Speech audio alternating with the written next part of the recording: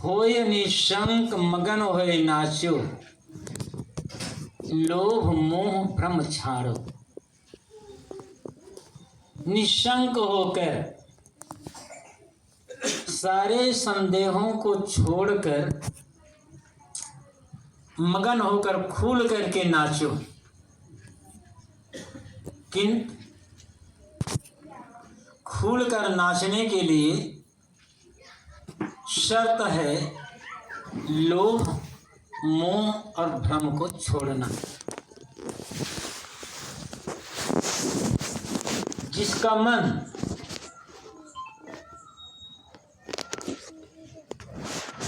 भौतिक पदार्थों के लोभ में डूबा होगा या किसी एक के प्रति या कुछ लोगों के प्रति मोहग्रस्त होगा, आसक्त होगा या भ्रम कल्पनाओं में डूबा होगा, वह व्यक्ति कभी निशंक नहीं हो सकता और खुल करके नाच नहीं सकता। बड़ी बात है निशंक होना। शंकाएं अनेक प्रकार की होती है। संदेह आदमी के मन को चाल कर एकदम खोखला बना देता है। संदेह अनेक प्रकार के होते हैं। थोड़ी चर्चा। आधिदैविक संदेह,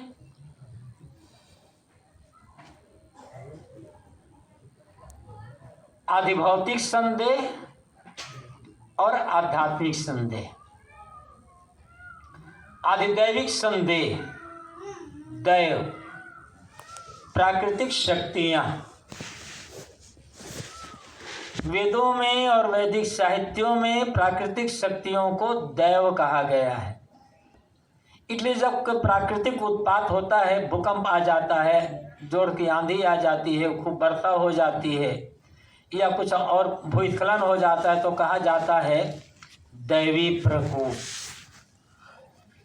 सबसे पहले आदमी को संदेह होता है कि दुनिया कैसे बनी, किसने बनाई। दुनिया में सारे काम व्यवस्थित ढंग से हो रहे हैं। रोज सुबह सूर्य पूरब में उदित होता है, शाम को अस्त हो जाता है, उसके पश्चात चंद्रमा उगता है, फिर वो अस्त हो जाता है। ठंडी के बाद गर्मी, गर्मी के बाद वर्षा, वर्षा के बाद फिर ठंडी, ये क्रम चलता है जिसमें परिवर्तन होता है। आखिर ये सारी गतिविधियां कैसे हो रही है? क्योंकि आदमी समझता है कि बिना कोई व्यवस्था के तो नियमित रूप से कार्य होता नहीं है। तो सब के सब व्यवस्थित रूप से कैसे काम कर रहे हैं? तो कोई ना कोई इसका एक व्यवस्थापक होगा और वो सर्वशक्तिमान होगा, सर्वज्ञ होगा और सर्वत्र होगा। उसी ने दुनिया बनाई होगी, क्योंकि नियामक नियम से बड़ा होता है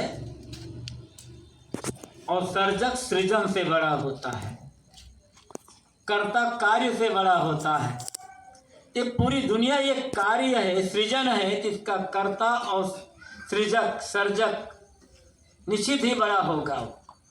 तो इसके लिए उन्होंने लोगों ने एक उपमा दी या विशेषता बताई कि वह सर्वज्ञ होगा, सर्वशक्तिमान होगा और सर्वत्र होगा। ये कल्पना क्यों हुई? इसके मूल में क्या है? संदेह। दुनिया को देख करके सब समय लोगों के मन में संदेह होता रहा है कि दुनिया कैसे बनी होगी, किसने बनाई होगी। ऋग्वेद में एक मंत्र आता है, को ददर्श प्रथमम जायमानम स्थनमंतम यद अनस्था विभर भूम्यासुर से आत्मा क्लासित को विद्वांसम पृष्ठमेतत् को ददर्श प्रथमम जानो। महावीर ऋषि ने संदेह किया है और एक ऐसी बात की है जो बिल्कुल तार्किक है। को ददर्श प्रथमम जायमानम, पहले पहले उत्पन्न होते को किसने देखा है। लोग कहते हैं भगवान ने दुनिया बनाए, उसने बनाए, तो ऋषि कहते हैं किसने देखा इसको बनाते हुए, और पैदा होते किसने देखा। को ददर्श प्रथमम जाम स्थनमंतम यद अनस्था विभर। स्थनमंत स्थूल, ये भौतिक जगत जो स्थूल है, हड्डी रहित, उसको हड्डी रहित, जो हड्डी रहे वाले जो दुनिया है, भौतिक स्थूल जो दुनिया है, उसको हड्डी रहित सूक्ष्म प्रकृति धारण करके घूम रही है। तो ये सूक्ष्म प्रकृति जो पूरी दुनिया को धारण की हुई है, उस प्रकृति को उत्पन्न होते किसने देखा है। एक शंका है, संदेह है। भूम्यासुर से आत्मा का सिद्ध, भूमि से अर्थात भौतिक तत्वों से रक्त और प्राण बन गए, अर्थात ये शरीर बन गया, मिट्टी पानी आदि से ये शरीर बन गया। लेकिन आत्मा का सिद्ध, इसके भीतर जो चेतना है, एक दो उसे एनर्जी का हो, सत्ता का हो, शक्ति का हो, कुछ भी नाम दे दो, आखिर वो क्या है।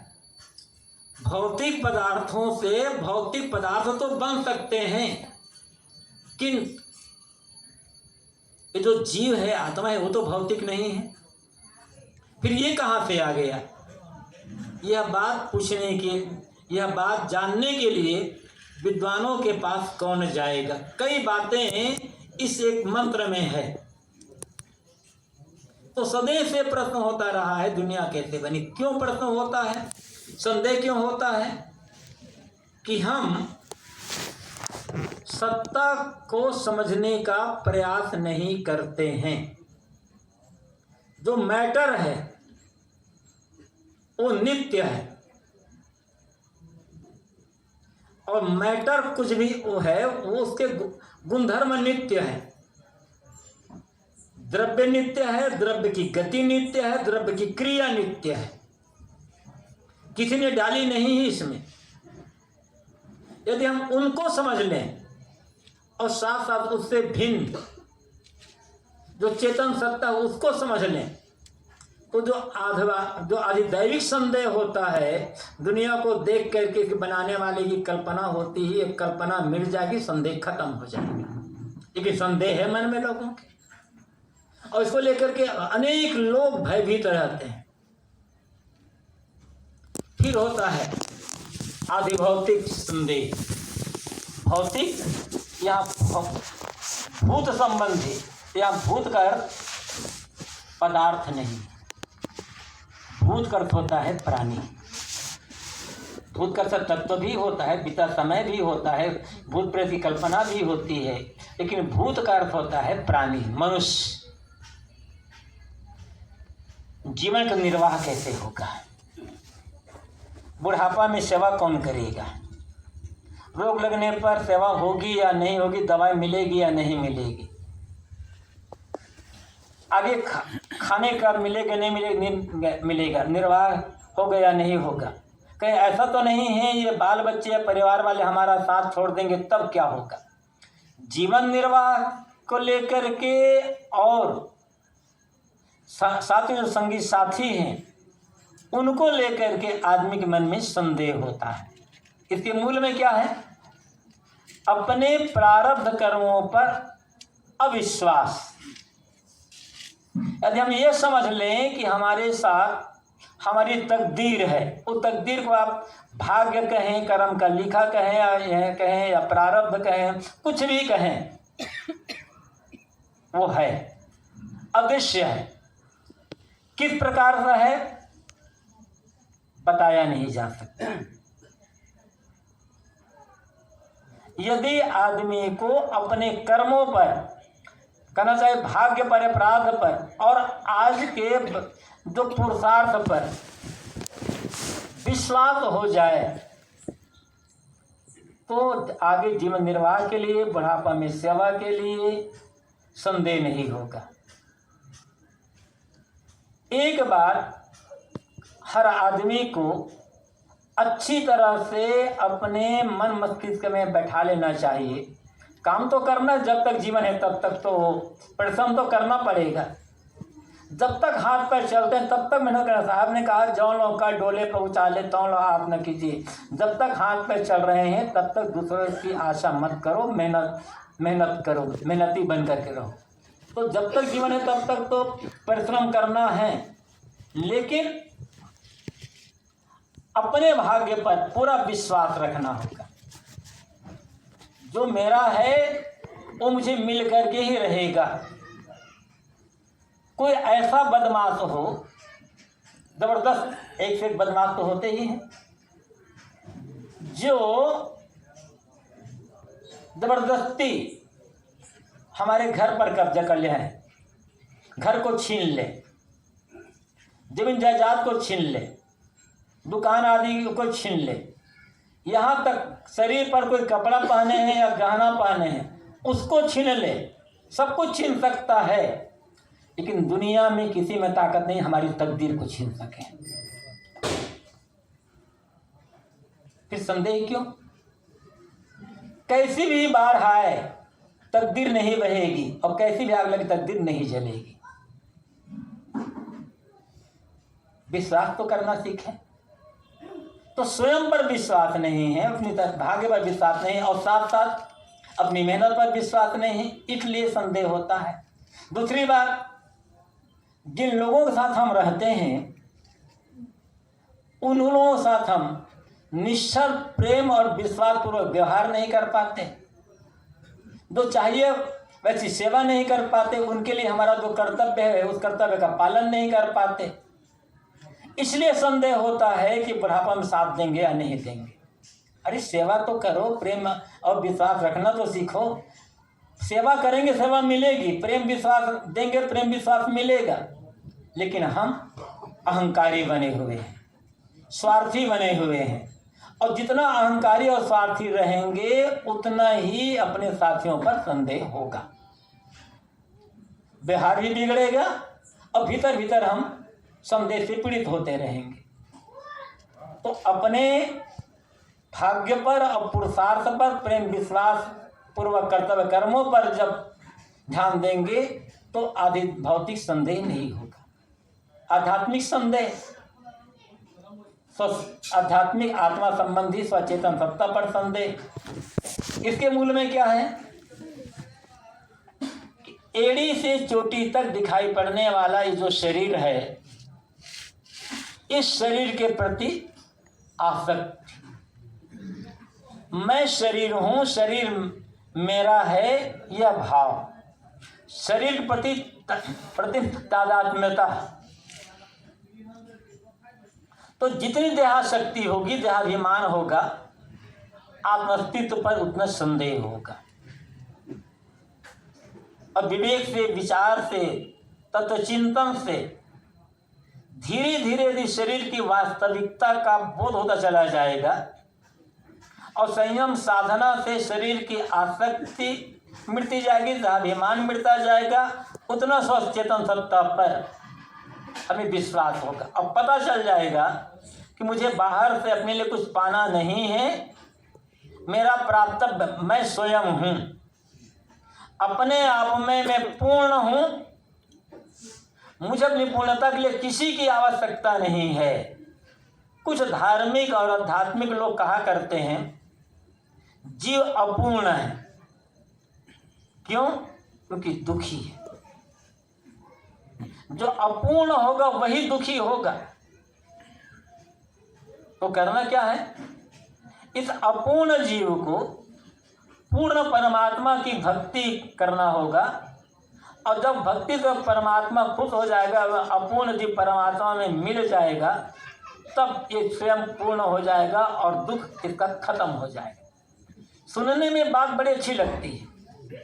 बूंद को तब तक अपने विनाश का भय रहेगा जब तक वो समुद्र में मिलेगी नहीं। समुद्र में बूंद जब समुद्र में मिल जाएगी तो बूंद को अपने अस्तित्व के विनाश का भय खत्म हो जाएगा। ऐसे जीव जब इस पूर्ण परमात्मा मिल जाएगा तो उसका दुख खत्म हो जाएगा। सुनने में बात बड़ी अच्छी लगती है। अब प्रश्न यह है, यदि जीव अपूर्ण है, परमात्मा पूर्ण है, तो जीव को तो अखंड कहा गया है, परमात्मा को अखंड कहा गया है, तो अखंड अखंड में मिलेगा कैसे? जीव निर्विकार है, ईश्वर निर्विकार है, तो निर्विकार निर्विकार में मिलेगा कि जब तक विकार नहीं होगा तब तक मिलन नहीं हो सकता। जीव को भी विकारी होना होगा, परमात्मा को भी विकारी होना होगा, तब दोनों का मिलन होगा। अब दोनों को खंडित होना पड़ेगा तब तो होगा। लेकिन कोई परमात्मा को तो सब लोग अखंड मानते हैं और निर्विकार मानते हैं, तो निर्विकार निर्विकार में अखंड अखंड में मिल नहीं सकता। अच्छा, अब दूसरी बात, जीव अपूर्ण है, चलो मानते हैं, तो प्रश्न यह है कि जीव स्वभाव से अपूर्ण है या बीच में आकर पूर्ण हो गया। अब यदि जीव बीच में पहले पूर्ण था और बीच में अपूर्ण हो गया, तो जैसे पहले पूर्ण था बीच में अपूर्ण हो गया, तो पूर्ण परमात्मा जब मिलेगा तो फिर तब अपूर्ण हो जाएगा। तो मतलब क्या हो परमात्मा मिलने का? जब पहले पूर्ण होकर अपूर्ण हो गया तो फिर पूर्ण होकर अपूर्ण हो जाएगा, तो फिर परमात्मा मिलने का कोई अर्थ नहीं हुआ। और जीव यदि स्वभाव से अपूर्ण है तो किसी के स्वभाव को मिटाया नहीं जा सकता। यदि जीव स्वभाव से पूर्ण है तो एक नहीं 1,00,000 परमात्मा मिलकर के जीव को पुनः नहीं बना सकता। तो इस पर चिंतन करने की आवश्यकता, बात अपने आप समझ में आ जाएगी। तो अपनी इस पर स्वरूप का सही बोध नहीं हो पाता है और देहाभिमान रहता है, देहासक्ति रहती है, इसलिए अपना अस्तित्व पर विश्वास रहता है।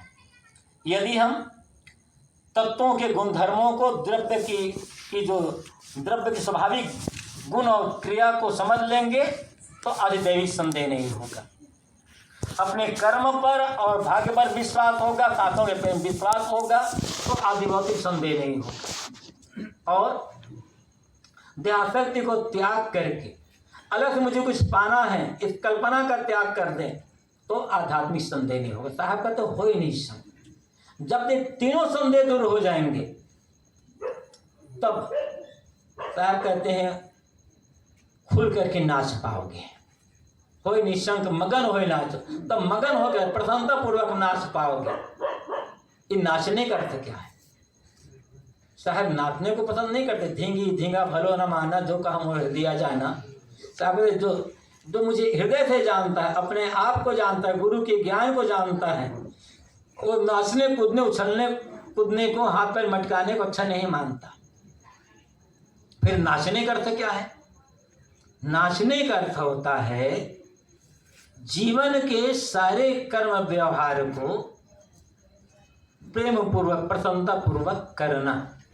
जैसे कि बीजक में साखी प्रकरण में सदगुरु ने कहा है, प्रेम पाट का चोलना पहिर कबीरू नाच, पानी बदीन हो तासु को तनमन बोले सांस। यहाँ साहब अपने आप को संबोधित करते हैं, ऐ कबीरू, अपने माध्यम से अपने को अन्न पुरुष के रूप में प्रयुक्त करके साहब अपने श्रोताओं को कहते हैं कि ऐ लोगों, प्रेम के वस्त्र का अंगरखा बनाओ और उसे पहन करके नाचो। तो प्रेम का तो कोई कपड़ा होता नहीं है। अब प्रेम का कपड़ा ही नहीं बनता तो चोलना कैसे बनेगा? चोले महात्मा लोग जो यहाँ से वहाँ तक पहन लेते हैं, जैसे अल्फी कहते हैं, उसे यहाँ पर साथ चोलना कहते हैं। तो प्रेम तो कोई ऐसी चीज ही नहीं है जिसका कपड़ा होता हो। अब कपड़ा ही नहीं है तो उसका चोलना कैसे बनेगा? और नहीं तो फिर नाचेंगे कैसे? ये सब शब्द जाल है, कहने के तरीके हैं। सदगुरु कबीर अक्सर लक्षणम अपनी बातें कहते हैं। अर्थ है कि जीवन के जितने भी कर्म हों, जिन कर्मों से हमारे जीवन का निर्वाह होता है, लोगों की सेवा होती है और बाह्य भौतिक विकास होता है। सारे कर्मों को घर से लेकर बाहर फैक्ट्री, दफ्तर, दुकान, कारखाना तक, जब जिस कर्म को करने का अवसर मिले समर्पित होकर के करना, प्रेम भाव से करना, पूजा समझ करके करना। यदि आदमी अपने कार्य क्षेत्र को, कार्य क्षेत्र मतलब कोई आदमी खेत में काम करता है, कोई दुकान में काम करता है, कोई दफ्तर में काम करता है, कोई कहीं और काम करता है। जो आदमी जहाँ काम करता है वो समझ ले कि वह मेरा मंदिर है, वह मेरा पूजा घर है, वह मेरा इबादत गाह है, और अपने कर्म को पूजा समझ ले। और यदि अन्य लोगों से संपर्क में है, जैसे दफ्तर में काम करने वाले लोग होते हैं, उनसे बाहरी लोगों से संपर्क होता है, दुकान में काम करने वाले हैं, उनसे बाहरी लोगों से संपर्क होता है, लेन देन होता है सब में। ये समझ ले कि जितने ग्राहक आ रहे हैं, जितने कस्टमर आ रहे हैं, ये सब देवी देवता हैं। मेरा कार्यस्थल मंदिर, ग्राहक देवी देवता, उनको सही सामान देना, सही व्यवहार करना, पूजा। तो किसी भी कर्म को करते समय मन में ऊब नहीं होगी, मन घबराएगा नहीं, कोई कर्म बोझा नहीं बनेगा, और हमारा कर्म इतना बढ़िया ढंग से संपादित होंगे कि हाँ, करने पश्चात हमारे मन में प्रसन्नता रहेगी, और हमारे संपर्क में जो आते हैं उनको भी प्रसन्नता मिलेगी, उन्हें भी खुशी मिलेगी। तो साहब जो कहते हैं कि मगन होए नाचो या प्रेम पाठ छोड़ना पैर के बिरु नाच, इस सब का अर्थ होता है जो भी कर्म करना हो प्रेम पूर्वक समझ ले कि यही मेरी पूजा है, यही मेरी भक्ति है। इसलिए सदगुरु कबीर ने जो कहा है ना, जहाँ जहाँ डोलूं सो परिक्रमा, जो कुछ करूं तो पूजा, जो करता हूं सब पूजा। कब? जब निश्चलता हो मन में, सेवा का भाव हो मन में, स्वार्थ का त्याग हो मन में, तब जो कुछ करूं तो पूजा बनेगा। यहाँ तो पूजा भी व्यापार बना हुआ है। जिसे हम पूजा कहते हैं वो पूजा नहीं है, व्यापार है। और थोड़ा कठिन शब्द में कहो तो भीख मांगना है। क्योंकि हर आदमी कोई ना कोई मांग लेकर, कोई इच्छा रख करके मंदिर जाता है, पूजा करता है, भगवान ऐसा करना देना, भगवान ऐसा कर देना, भगवान में ऐसा कर देना। तो जहाँ मांग है, इच्छा है, वहाँ व्यापार होता है, भीख मांगना होता है, पूजा नहीं होता। और इसीलिए जिंदगी भर आदमी मंदिर में पूजा करने का नाटक कर रहा है और रहता है दुखी के दौर। यदि एक पुजारी दुखी है तो फिर तो जो पूजा नहीं करता उसे तो और महादुखी होना चाहिए ना। यदि एक धार्मिक दुखी है तो अधार्मिक को तो रात दिन सुबह से शाम तक 24 घंटे रोते रहना चाहिए फिर तो। और यदि एक साधक दुखी है, यदि एक साधक चिंता में पड़ा हुआ है, यदि एक साधक को टेंशन है, तो संसारियों को तो बेचारे टेंशन में खाने पुरते फुर्सत नहीं मिलना चाहिए। फिर मतलब क्या होता है पूजा का, भक्ति का, साधक का, धर्म का? इसका मतलब पूजा को, भक्ति को, धर्म को, साधना को हम लोगों ने या तो भीख मांगने का तरीका बनाया है या व्यवसाय बना लिया है। थोड़ी कठिन बात लगेगी, लेकिन है हकीकत यही। इसीलिए सब कुछ करते हैं, जीवन नहीं बदलता, दुख दूर नहीं होता, क्योंकि ईमानदारी नहीं रह गई और मांगने वालों को कभी पूरा नहीं पड़ता है। चाहे वो कितना भी मिल जाए, कितना भी मिल जाए, मांगने वाले को कभी पूरा नहीं पड़ता। और जिसकी आदत मांगने की नहीं होती, जो मांगता नहीं है, उसे कभी कमी का अनुभव होता ही नहीं है। तो जो कुछ करो तो पूजा कब होगी? जब स्वार्थ नहीं होगा तब, चाहना नहीं होगी तब। तो प्रेम पार का चोरना पैर के बिरु नाच, या साहब कहते हैं